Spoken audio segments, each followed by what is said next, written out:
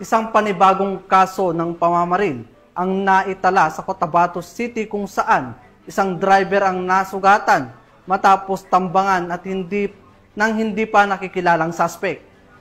Labing basyo naman ng bala ang na-recover sa crime scene na ngayon ay patuloy na iniimbestigahan ng mga otoridad upang matukoy ang motibo at pagkakakilanlan ng salarin. Narito ang detalye ng ulat mula kay Patrolwoman Angela Bandarlipe.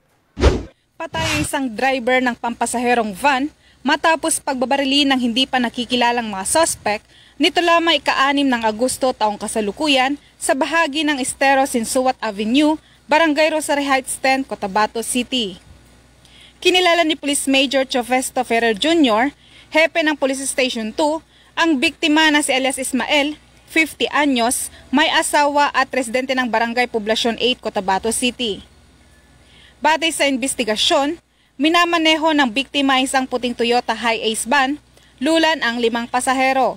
Isa umano sa mga ito ang pangunahing suspect. Ayon sa isang pasahero, humiling ang isa sa mga nakaupo sa harap na dumaan sa awang para isabay ang kasamahan nito, ngunit tumanggi ang driver.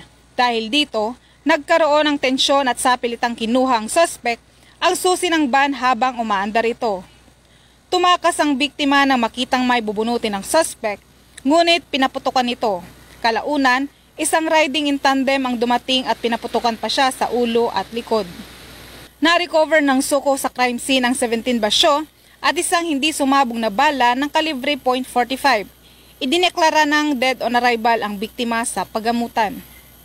Patuloy ang investigasyon ng Cotabato City Police Office upang matukoy ang motibo at pagkakakilanlan ng mga salarin. Mula rito sa Rio ng Bangsamoro, ako ang iyong PNN correspondent, Patrolwoman Angela Bandarlipe, alagad ng batas, tagataguyod ng Balitang Pulis.